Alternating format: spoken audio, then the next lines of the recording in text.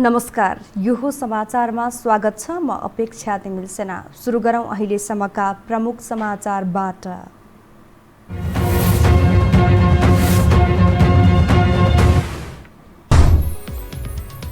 एमाले नेपाल समूहको भेलामा प्रधानमन्त्री ओलीको चर्को आलोचना। वार्तामा नभुली नयाँ पार्टी दर्ता गर्न नेतृत्वलाई सुझाव। ओली पक्षको बैठक भने अनिश्चितकालका लागि स्थगित। राष्ट्रिय जनमोर्चाका गण्डकी प्रदेशसभा सदस्य कृष्ण थापा पदमुक्त। पार्टीको साधारण सदस्य समेत नरहने गरी कारबाही। प्रदेशसभामा मुख्यमन्त्री पृथ्वी सुब्बा गुरुङ फेरि अल्पमतमा। कोरोना संक्रमणबाट थप 75 जनाको मृत्यु। 6825 जनामा संक्रमण पुष्टि। नेपालमा कोरोना भाइरसको नयाँ प्रजाति नभेटिएको WHO को दावी।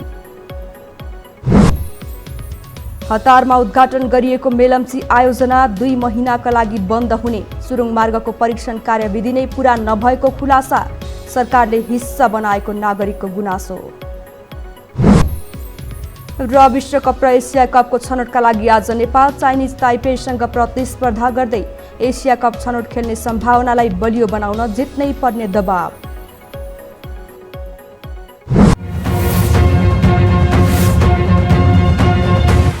अब समाचार विस्तारमा।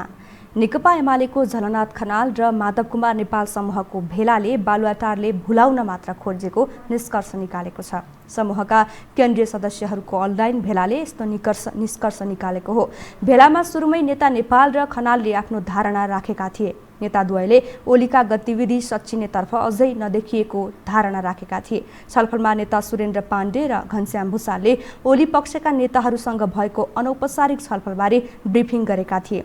पाण्डे र भुसाल दुवैले ओली पक्षले वार्ताका नाममा भुल्याउन मात्रै खोजेको आफूहरूलाई भान भएको बताएका थिए। भेलामा बोल्ने अन्य नेताहरूले पनि ओलीको भुलभुलैयामा लाग्न नहुने सुझाव दिएका थिए। नेकपा एमाले संस्थापन पक्षको स्थायी समिति बैठक अनिश्चितकालका लागि स्थगित भएको छ। आज बस्ने भनिएको बैठक अर्को सूचना नआएसम्मका लागि स्थगित भएको एमाले केन्द्रीय कार्यालयका सचिव शेरबहादुर तामाङले जानकारी गराउनुभयो। यसअघि बुधबारको बैठक बिहीबारलाई सारिएको थियो। एमालेमा चर्केको अन्तर्सङ्घर्ष र नेताहरूको कारबाहीबारे संवाद चलिरहेकाले बैठक स्थगित गरिएको बुझिएको छ। नेपाल समूहका केही नेताहरू संस्थापन पक्षमा आउने तयारी गरेको तत्कालका लागि कारबाही रोकिएको बताइएको छ। पार्टीभित्रको विवाद समाधान गर्न वार्ता र संवाद गरिरहेका सत्तारूढ एमालेमा विभाजन र एकताका गतिविधि सँगसँगै चलिरहेका छन्। फुट्न पनि नसक्ने र जुटेर जान पनि नसक्ने अवस्थाका बीच एकअर्कालाई धम्की र घुर्की दिने क्रम पनि चलिरहेकै छ। एक रिपोर्ट। बिहीबार बालुवाटारमा बोलाइएको एमाले स्थायी कमिटी बैठक अध्यक्ष केपी शर्मा ओलीले अन्तिम समयमा आएर स्थगित गरे। यसअघि जेठ 10 मा पार्टीका वरिष्ठ नेता झलनाथ खनाल र माधव कुमार नेपाल सहित 11 जनालाई पार्टीबाट निष्कासित गरेका ओलीले बिहीबारको बैठक मार्फत स्पष्टीकरण सोधिएका 12 जनामाथि थप कदम चाल्ने आकलन गरिएको थियो। ठिक यसै बेला माधव नेपाल पक्षले भने छुट्टै भर्चुअल बैठक गरेर केन्द्रीय सदस्यहरूलाई एकताको प्रयास बारे ब्रिफिङ गरेको छ। ओलीले बोलाएको बैठकमा सहभागी नभएको यो पक्ष एकताका लागि निरन्तर पहल भइरहेको बताउँछ। या त एकताको लागि यो कुरा उहाँले मान्नु पर्यो होइन, छिटै। यदि त्यस्तो उहाँले त्यो स्वीकार गर्नुहुन्न भनेदेखि चाहिँ अब नयाँ पार्टी खोलेरै क्रान्तिकारी पार्टी निर्माण गरेर नै अब हामी जानुपर्छ भन्ने चाहिँ आम रूपमा सबैको त्यस्तै धारणा छ। एकताको लागि पनि प्रयास गरौँ, यी शर्तहरू राखौँ, फेरि यी कुरा बित्न घटे घटनाको बारेमा पनि उठाउँ, तर यसलाई ढिलो नगरौँ। एकता हुन्छ भने छिटै निर्णय गरौँ, छिटै सहमतिमा पुगौँ। होइन भने अब हामी चाहिँ सम्पूर्ण रूपमा चाहिँ नयाँ पार्टी क्रान्तिकारी पार्टी कम्युनिस्ट पार्टी निर्माण गर्ने कुरामा चाहिँ त्यसको लागि आवश्यक पर्ने चिजहरू के हुन् त्यो सबै तयार गर्न लाग्नुपर्छ भन्ने आम रूपमा चाहिँ धेरै साथीहरूको सुझाव छ। गत वर्षको वैशाखदेखि चर्किएको आन्तरिक शक्ति सङ्घर्ष र करिब 3 महिना अघिदेखि एकैसाथ थालिएको वार्ता र विभाजनको प्रयासले एमालेको अस्तित्व नै यति बेला सङ्कटमा छ। पार्टीभित्र प्रधानमन्त्री समेत रहेका अध्यक्ष ओलीको कारबाही खाएर समानान्तर संरचना निर्माण र विपक्षी गठबन्धनमा सामेल भएर अघि बढेको माधव नेपाल पक्ष गत फागुन 28 का निर्णय फिर्ताको माग गर्दै आएको छ। अध्यक्ष ओलीबाट गरिएका एकलौटी निर्णय फिर्ता गरेर 2075 जेठ 2 अवस्थामा पार्टीलाई फर्काउनु पर्ने माधव पक्षको अडानमा ओली सहमत छैनन्। सहमति खोज्नकै लागि दुवै पक्षका 5-5 जना सदस्य रहने गरी गठन भएको कार्यदलले समेत विवाद निरूपण गर्न सकेन। त्यसै त ओलीले जब जब सङ्कट पर्छ तब वार्ताको कार्ड फ्याँक्ने र माधव पक्षले पनि नयाँ पार्टी बनाएर अघि बढ्ने घुर्की लाउँदैमा एमाले विवाद रुमलिएको छ। सबै सहानुभूति समाप्त भयो, कलम चिन्हले समाप्त गर्यो। मानिसलाई अहिले गाउँ गाउँमा जाँदाखेरिमा हामीले सोध्छन् हामीलाई आधिकारिक पार्टी चाहियो, हाम्रो पार्टीको आधिकारिक सूर्य चिन्ह चाहियो। व्यक्ति को जान्छ कहाँ जान्छ थाहा छैन। पार्टी विभाजनको पीडा त हामीले हिजो आज के छ र आज मुसो भएर जानुभएको छ उहाँहरू। मुसोको रूपमा उहाँहरू यसो पुच्छर लुकाएर चुलुचुल जानुभएको छ। हिजो वामदेवले जति बेला पार्टी फोर्नुभयो सिंह जस्तो भएर वामदेव ओहो तपाईँले देख्नुभयो भएन। वैशाख 30 देखि ओली नेपाल मात्रै नभएर दुवै पक्षका नेताहरू बीच देखिने गरी सहमतिको प्रयाससँगै विभाजन उन्मुख गतिविधि पनि कायमै छन्। ओली पक्ष एकताका लागि कटिबद्ध भन्दै कारबाही श्रृङ्खला चलाइरहेको छ भने माधव नेपाल पक्ष समानान्तर संरचना बनाउनेदेखि नयाँ पार्टी दर्ताको हदसम्म पुगेको छ। अझ पार्टी अध्यक्ष ओलीसँगै मिलेर एमालेमा रहने या पार्टी पुनर्गठन गरेर अघि बढ्ने भन्ने विषयमा नै माधव नेपाल पक्षभित्र अहिले रडाको नै मच्चिएको छ। यो टेलिभिजनका लागि क्यामेरामा सुरज श्रेष्ठका साथमा सन्तोष बेकेथापा, काठमाडौँ।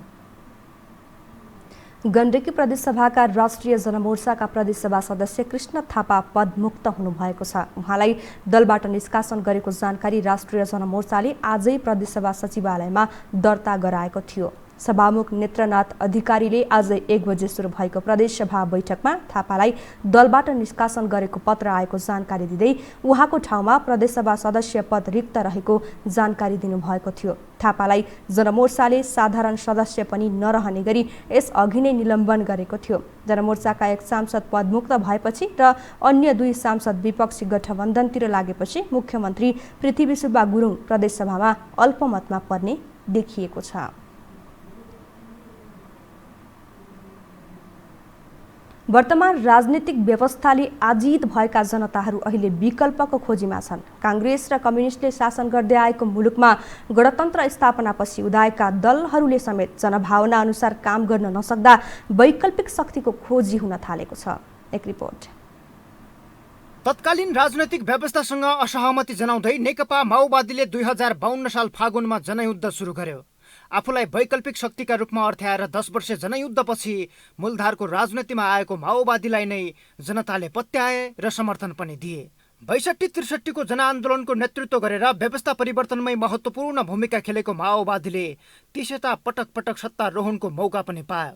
अन्य राजनीतिक दलभन्दा फरक सिद्धान्त र अभिव्यक्तिले मुलुककै ठूलो दल बनेको माओवादी अहिलेसम्म आइपुग्दा छिन्न भिन्न भइसकेको छ।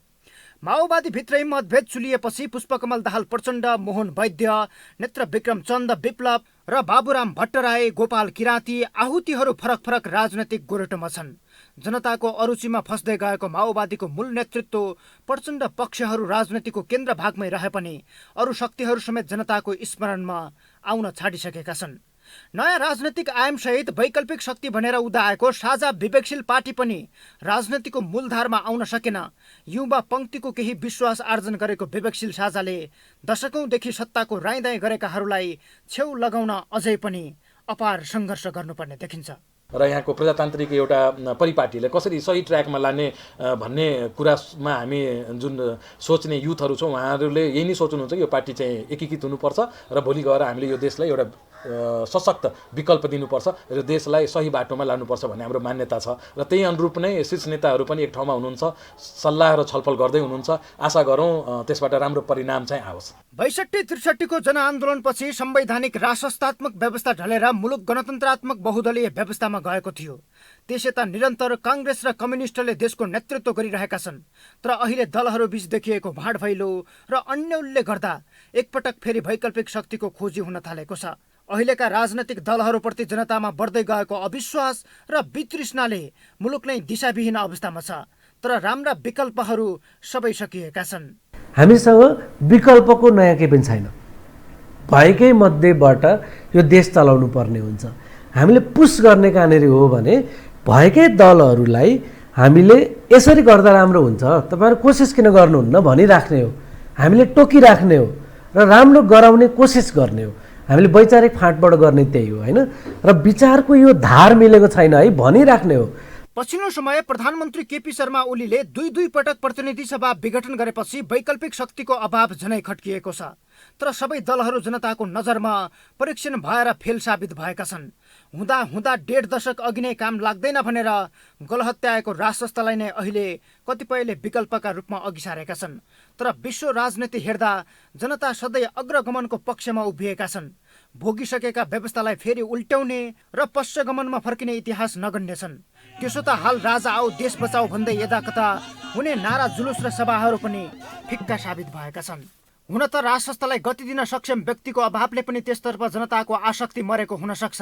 बरु संसदीय कचिङ्गलबाट जनता वाक्क भइरहेका बेला माओवादीको मूल नेतृत्वबाट अलग भएका विप्लवहरू समाजवाद हुँदै साम्यवादतर्फ उन्मुख हुने राजनैतिक मियो अघि सारेका छन्। यद्यपि यस्तो व्यवस्थाप्रति पनि आम जनताको आसक्ति कमजोर छ। तत्कालीन अवस्थामा यही व्यवस्थामा निष्कलङ्क नेतृत्व भेट्नु मरुभूमिमा पानी खोज्नु जस्तै बनेको छ भने यहाँ नयाँ व्यवस्थाको खोजी गर्नु पनि जनताका लागि सक्षम र असल अनुहारको खडेरी परेको छ। खाए खा नखाए घिज भन्ने पुरानो नेपाली उखान झैँ जसो तसो जनताले यही व्यवस्था बेहोर्नु पर्ने देखिन्छ। यो टेलिभिजनका लागि क्यामेरामा सुराज श्रेष्ठका साथमा सन्तोष बिके थापा, काठमाडौँ। कैलालीको टिकापुर घटनामा संलग्नलाई कडा कारबाहीको माग गर्ने पार्टीकै सरकारले दोषीलाई उन्मुक्ति दिने भएको छ। यो प्रकरणमा एमाले विज्ञप्ति नै निकालेर राजनीतिक आवरणमा दोषीलाई उन्मुक्ति दिन खोजिएको भनेर चर्को आलोचना गरेको थियो। हाल आएर सोही पार्टीका अध्यक्ष प्रधानमन्त्री केपी शर्मा ओलीले सत्ता जोगाउन दोषीलाई उन्मुक्ति दिलाउन कम्मर कसेर लागेका छन्। एक रिपोर्ट। टिकापुर हत्याकाण्डमा दोषी ठहर भएका रेशम चौधरी लगायतलाई उन्मुक्ति दिने गरी सरकारद्वारा गठित वार्ता टोली र थारू कल्याणकारिणी सभा थरुवाट थारुवान संयुक्त सङ्घर्ष समिति बीच 6 बुँदे सहमति भएको छ। यसअघि मुद्दा फिर्ता लगायतका मागसहित चैत्र पहिलो साताबाट कल्याणकारिणी सभा थरुवाट थारुवान संयुक्त सङ्घर्ष समितिले माइती घरमा चरणबद्ध आन्दोलन गरेका थिए। तत्कालीन गृहमन्त्री रामबहादुर थापाले चैत 12मा माइती घरमै पुगेर माग पूरा गर्ने प्रतिबद्धता जनाएका थिए, जसको चौतर्फी आलोचना समेत भयो। तर आफ्नो सत्ता कमजोर भएपछि ओली नेतृत्वको सरकारले कानूनलाई नै चुनौती दिने गरी गम्भीर अपराधमा दोषी ठहर भएकाहरूलाई नै उन्मुक्ति दिने सहमति गरेको छ। अझ गजब त के छ भने घटना पश्चात यसअघि पनि एमाले सरकारको नेतृत्व गरिसकेको छ। तर त्यति बेला यो मुद्दा सम्बोधनमा ओलीले बेवास्ता गरेका थिए। एमाले र माओवादी केन्द्र एकतापछि बनेको नेकपा 2/3 नजिक हैसियतमा हुँदा समेत ओलीले माग सम्बोधनमा खासै रुचि देखाएनन्। बरु यसअघि एमाले टिकापुर हत्याकाण्डका संलग्नलाई राजनीतिक आवरणमा उन्मुक्ति दिन खोजिएको भन्दै आपत्ति जनाएको थियो। सरकारको त्यस्तो निर्णयले न्यायको पर्खाइमा बसेकाहरूको घाउमा नुनचुक दल्ने काम भएको भन्दै विज्ञप्ति नै निकालेको थियो। तर अहिले आएर ओली नै किन दोषीहरूलाई उन्मुक्ति दिन लागि परेका छन् त? निजी राजनीतिक मजबुतीकरणको लागि अहिले प्रधानमन्त्रीले जुन ढङ्गले चाहिँ संविधान तोड्नु भएको छ, कानुन तोड्नु भएको छ, त्यसैको श्रृङ्खलामा चाहिँ के छ भन्दाखेरि उहाँले आफू अत्यन्तै उदार, अत्यन्तै चाहिँ के छन् थारूहरूको चाहिँ ईश्वरलाई सम्बोधन गर्ने जुन नाटक रच्नु भएको छ नि, यो चाहिँ के छ ठिक होइन के। ओलीले निरन्तर सत्ता स्वार्थका लागि शक्तिको दुरुपयोग गर्दै आएका छन्। नागरिकता चकलेट बाँडे जस्तो विषय नभएको आफ्नो पूर्ववत भनाइलाई बेवास्ता गर्दै अध्यादेश जारी गराउन सिफारिस गरेका उनले अहिले फेरि आफ्नो पूर्ववत अडानमै लाज ढाक्न सकेनन्। अर्थात् स्वयं सरकारकै महान्यायाधिवक्ताले यसअघि बारम्बार रेशम चौधरीको मुद्दा फिर्ता गर्न नमिल्ने भनेर दिएको अभिव्यक्ति समेत ओलीले सत्ताका लागि भुलेका छन्। यता जसपाले समेत चौधरीलाई सत्ता आरोहणको भर्याङ बनाएको छ। थरुवाट सङ्घर्ष समितिले वार्ता र माग पूरा गर्ने सम्बन्धमा जसपासँग आफूहरूको कुनै सम्बन्ध नभएको बताएको छ। तर थारूहरूको सहानुभूति प्राप्त गर्न तथा मधेसमा आफ्नो प्रभाव बढाउन जसपा लागेको छ। मेरो विचारमा यो हाम्रो पार्टीको सांसद, हाम्रो पार्टीको एउटा कार्यकर्ताको मुद्दा हो र समग्र रूपमा हेर्ने हो भने यो सम्पूर्ण थोरहट र थारू जातिको लागि लडिएको आन्दोलनको एउटा उपज थियो। यसमा कुनै एउटा व्यक्तिको, कुनै एउटा समूहको नै यो माग हो अथवा उहाँहरूले नै यसको गर्नुहुन्छ भन्ने छैन। हामी पार्टीगत हिसाबले त्यसको लागि लड्दैछौँ र उहाँहरू पनि थरुवाट सङ्घर्ष समिति र यसमा अरू पनि समितिहरू, अरू पनि वर्गहरू, अरू पनि एउटा भनौँ न समूहहरू लडिराख्नु भएको छ निरन्तर। उहाँहरूको पनि त्यति नै योगदान छ जति हाम्रो पार्टीको योगदान छ र हाम्रो पार्टीको निर्वाचित सांसद हुनुहुन्छ, त्यसको नाताले पनि हामी चाहिँ यसलाई आफ्नो धर्म मान्छौँ। रेशम चौधरीको मुद्दा फिर्ता भए पनि उनको राजनीतिक भविष्य भनै सकिन्छ, जुन एक राजनीतिक कर्मीका लागि सबैभन्दा ठूलो सजाय हो। तर यो बुझेको जसपा भने उनलाई रिहा गरेर त्यसको जस आफूले लिन लागि परेको छ, जुन कानुनी रूपमै गलत छ। यता तत्काल सत्ता स्वार्थका लागि ओलीले शक्ति दुरुपयोग गरे पनि स्वयं चौधरी, एमाले र जसपाका लागि पनि यो प्रकरणले दीर्घकालीन खोट लाग्ने देखिन्छ। यो हो टेलिभिजनका लागि क्यामेरामा शिरज श्रेष्ठका साथमा कुलचन्द्र विष्ट, काठमाडौँ। हामीसँग समाचार बाँकी नै छन्, अहिलेलाई विश्राम।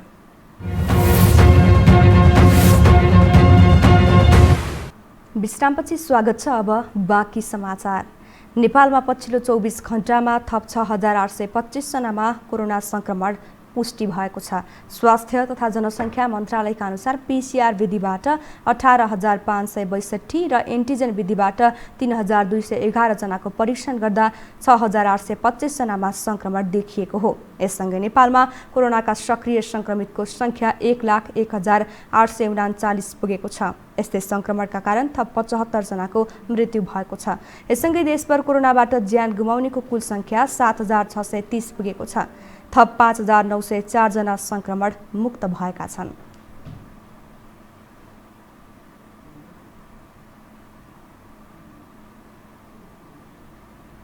विश्व स्वास्थ्य संगठनको नेपाल कार्यालयले नेपालमा अल्फा, डेल्टा र काप्पा बाहेक कोरोना भाइरसको नयाँ प्रजाति नभेटिएको जनाएको छ।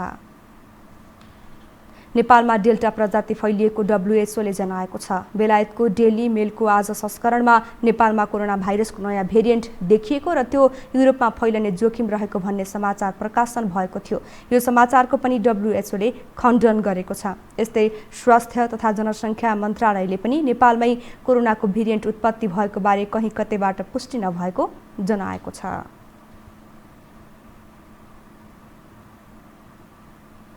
नेपालमा दोस्रो चरणको कोरोना संक्रमणको जोखिम उच्च रहेकै बेला पीसीआर परीक्षण दर बढाउने बारे सरकारले ठोस योजना ल्याउन सकेको छैन। कोरोना रोकथामका लागि जारी गरिएको निषेधाज्ञा महिना दिन लागिसकेको छ। तर यस बीचमा सरकारले निषेधाज्ञा थप्ने बाहेक रोकथामका लागि अन्य कदम चाल्न नसक्दा जोखिम भने यथावत छ। एक रिपोर्ट। कोरोना संक्रमण रोकथामका लागि यति बेला देशका अधिकांश जिल्लामा निषेधाज्ञा लगाइएको छ। लकडाउन र निषेधाज्ञा मात्र कोरोना रोकथामको विकल्प नभएको भन्दै विज्ञहरूले भने सरकारको आलोचना गर्दै आएका छन्। तर सरकारले यो बीचमा निषेधाज्ञा बढाउने बाहेक कोरोना नियन्त्रणका लागि कुनै ठोस योजना लागू गर्न सकेको छैन। 1 महिनाभन्दा लामो समयदेखि सरकारले नागरिकलाई घरभित्रै थुनेर राखेको छ। तर पनि संक्रमण दर घटेको छैन। उल्टै सरकारले पछिल्लो समय पीसीआर परीक्षणको दायरा भने घटाउँदै गएको स्वास्थ्य मन्त्रालयको तथ्याङ्कले देखाउँछ। सरकार परीक्षण बढाउन र अन्य उपाय सोच्नुभन्दा निषेधाज्ञा लम्ब्याउने काममै रुमल्लिएको छ। अनिवार्य रूपमा सबै नागरिकहरूले चाहिँ अब स्वास्थ्य प्रोटोकलहरू पालना गरिदिनु भयो। आफूलाई तोकेको कार्य मात्र गरिदिने, अनावश्यक भिडभाडमा नजाने गरिदिनु भयो भने अब हामी चाहिँ यो जेठको अन्त्यपछि फेरि असारमा बसेर यो अब 9-10 दिनको समीक्षा गरेर त्यसपछि अर्को निर्णय गर्नेछौँ र यो सबै नागरिकहरूले अहिले पालना पनि गर्नु भएको छ। विज्ञहरूले पीसीआर परीक्षणको दायरा फराकिलो बनाउन जोड दिइरहेका बेला सरकारले भने घटाएको छ। निषेधाज्ञाको सुरुवाती चरणमा 20,000 भन्दा धेरै कोरोना परीक्षण गर्दै आएको सरकारले अहिले भने त्यो संख्या हत्तै घटाएको तथ्याङ्कले नै देखाएको छ। पीसीआर परीक्षण दर घटाउन थालेपछि सरकारप्रति जनआक्रोश बढेको छ। तर यस विषयमा सरकारवाला निकायहरू भने सरकारले पीसीआर दर नघटाई बढाइरहेको दाबी गरिरहेका छन्। सरकारले परीक्षण घटाउन चाहँदैन, त्यो चाहिँ स्पष्ट भनिदिनु पर्यो। हामी थप टेस्ट गराउन चाहन्छौँ।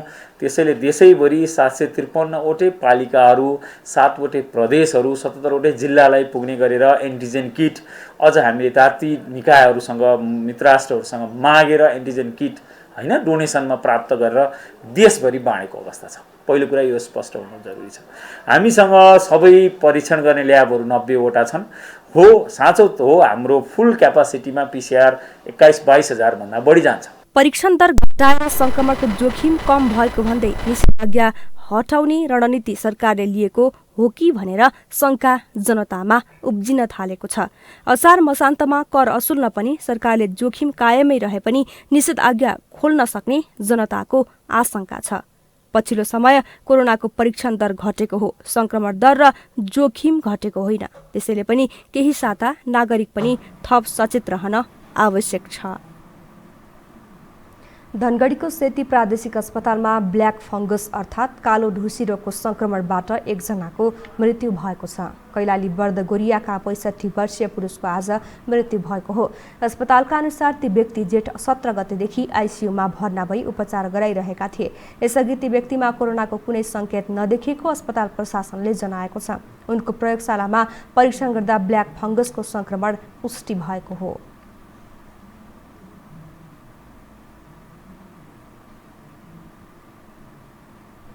पूर्व राजा ज्ञानेन्द्र शाह दम्पतिले एक भिडियो सन्देश जारी गर्दै महामारीबाट जोगिन सबैलाई आग्रह गरेका छन्।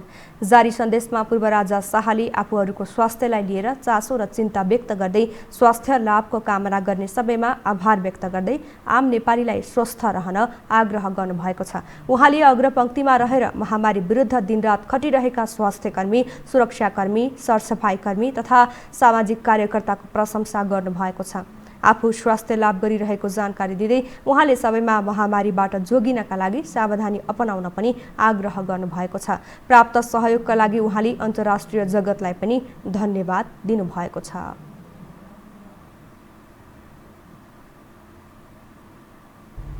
हाम्रो स्वास्थ्यबारे चिन्ता चासोका साथ शुभकामना दिनुहुने देशभित्र र बाहिर रहेका सबै नेपालीहरूप्रति हामी आभार व्यक्त गर्दै यस महामारीमा दिनरात आफ्नो दायित्व र मानवीय कार्य गर्ने सबै अग्रपन्थीमा रहनुभएका स्वास्थ्यकर्मी, सुरक्षाकर्मी, सफाइकर्मी तथा सामाजिक कार्यकर्ताहरूमा हामी अन्तर आत्मादेखि धन्यवाद दिन चाहन्छौँ।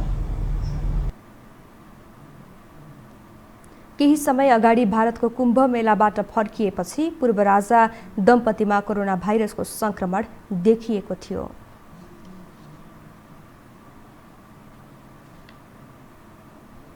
आगामी असार 1 देखि मेलम्ची सुरुङ मार्गको परीक्षण कार्यविधि प्रोटोकल पूरा गर्नका लागि करिब 2 महिना काठमाडौँमा पानी नआउने भएको छ।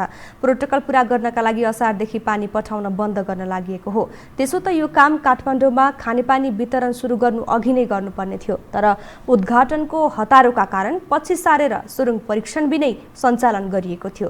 आयोजनाका अनुसार असारदेखि करिब 2 महिनासम्म मेलम्चीको पानी काठमाडौँमा आउने छैन।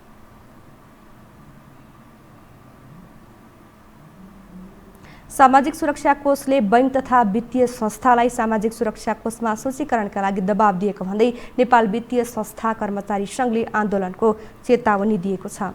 सामाजिक सुरक्षा कोषले एक सूचना जारी गरी 2078 असार मसान्तसम्म योगदानमा आधारित सामाजिक सुरक्षा योजनामा सूचीकृत हुनका लागि निजी तथा संगठित संस्थाहरूलाई आग्रह गरेको थियो। तर सरकारको नीति नियम अनुरूप व्यावसायिक, पारदर्शी र अनुशासित रूपमा सञ्चालित बैंक, बीमा तथा वित्तीय संस्था तथा संस्थाका कर्मचारीहरूलाई उनीहरूको खाइपाई आएका सेवा सुविधाहरू कटौती हुने गरी जबरजस्ती सामाजिक सुरक्षा योजनामा सरिक गराउन कोषले दबाब दिएको भन्दै संघले आफूहरूको गम्भीर ध्यान आकर्षण भएको जनाएको हो।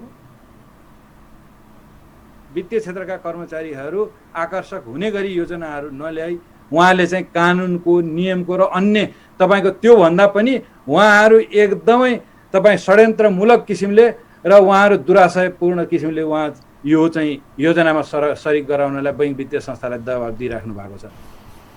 कोभिड महामारीको कारणले बैंक तथा वित्तीय क्षेत्र सङ्कटमा परेको भन्दै यस्तो बेलामा कोषमा सूचीकृत हुन नसकिने संघले जनाएको छ।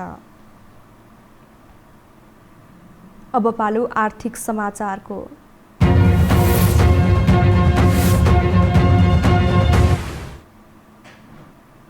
साताको अन्तिम कारोबार दिन आज शेयर बजारमा नयाँ रेकर्ड कायम भएको छ। शेयर कारोबार मापक नेप्से परिसूचक उच्च अङ्कले बढेर बजारमा नयाँ रेकर्ड कायम भएको हो। आज 29.55 अङ्कले बढेर 2856.77 अङ्कमा पुगेको छ। गत आइतबार नेप्से परिसूचक 2827.93 अङ्कमा पुगेर नयाँ रेकर्ड कायम भएको थियो। आइतबारको रेकर्ड तोड्दै नेप्से परिसूचक हालसम्मकै उच्च बिन्दुमा पुगेको हो। नेप्से परिसूचकसँगै कारोबार रकममा समेत उल्लास देखिएको छ। बिहिबार 16 अर्ब 90 करोड रुपियाँ भन्दा धेरैको कारोबार भएको छ। हामीसँग अन्तर्राष्ट्रिय र खेल समाचार बाँकी नै छन्। अहिलेलाई विश्राम।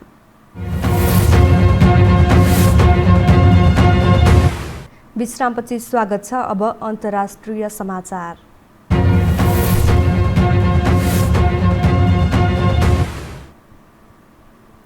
म्यानमारको सेनाले 2 पत्रकारलाई 2 वर्षको जेल सजाय सुनाएको छ। गलत समाचार फैलाएको आरोपमा म्यानमारको दक्षिणी क्षेत्रमा रहेको सैन्य अदालतले अङ क्याब र जाजालाई 2 वर्षको जेल सजाय सुनाएको हो। सेनाले कु गरेपछि पत्रकार द्वयले गरेको रिपोर्टिङको कारण जेल सजाय सुनाइएको अन्तर्राष्ट्रिय सञ्चार माध्यमहरूले उल्लेख गरेका छन्। यता सेना विरुद्ध भइरहेको प्रदर्शनलाई दबाउने प्रयास स्वरूप पत्रकारहरूलाई जेल हालिएको नेताहरूले आरोप लगाएका छन्।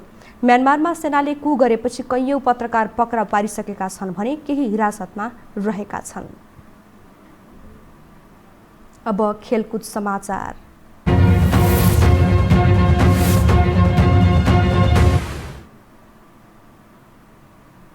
सन् 2022 को फिफा विश्वकप र सन् 2023 को एसिया कप अन्तर्गत दोस्रो चरणको छनौटमा नेपालले चाइनिज ताइपे विरुद्ध आज खेल्दैछ।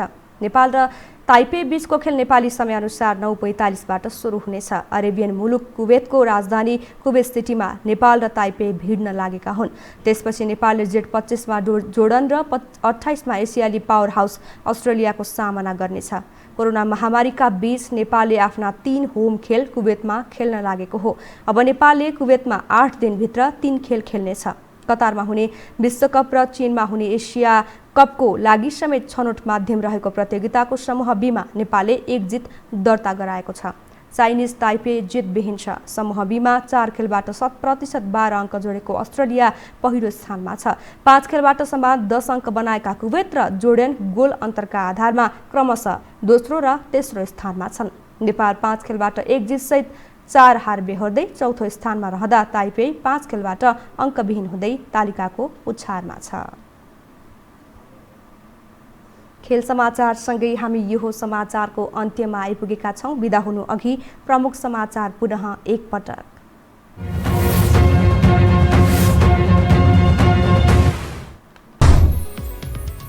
एमाले नेपाल समूहको भेलामा प्रधानमन्त्री ओलीको चर्को आलोचना। वार्तामा नभुली नयाँ पार्टी दर्ता गर्न नेतृत्वलाई सुझाव। ओली पक्षको बैठक भने अनिश्चितकालका लागि स्थगित। राष्ट्रिय जनमोर्चाका गण्डकी प्रदेशसभा सदस्य कृष्ण थापा पदमुक्त। पार्टीको साधारण सदस्य समेत नरहने गरी कारबाही। प्रदेशसभामा मुख्यमन्त्री पृथ्वी सुब्बा गुरुङ फेरि अल्पमतमा। कोरोना संक्रमणबाट थप 75 जनाको मृत्यु। 6825 जनामा संक्रमण पुष्टि। नेपालमा कोरोना भाइरसको नयाँ प्रजाति नभेटिएको WHO को दाबी। हतारमा उद्घाटन गरिएको मेलम्ची आयोजना 2 महिनाका लागि बन्द हुने। सुरुङ मार्गको परीक्षण कार्यविधि नै पूरा नभएको खुलासा। सरकारले हिस्सा बनाएको नागरिकको गुनासो।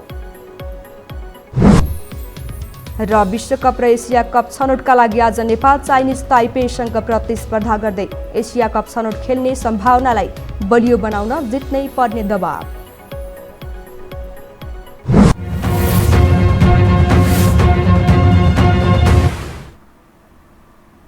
हवस् त यो समाचार सकियो। समाचार बुलेटिनका साथै यो टेलिभिजनका सम्पूर्ण कार्यक्रम यो टेलिभिजन.com यो खबर.com युट्युब र फेसबुकमा पनि पढ्न र हेर्न सक्नुहुनेछ। मोबाइलमा यो टिभी एप डाउनलोड गरी हामीलाई प्रत्यक्ष हेर्न सक्नुहुनेछ। तथ्य सहितको निष्पक्ष समाचारका लागि हेर्दै रहनुहोला यो टेलिभिजन। नमस्कार।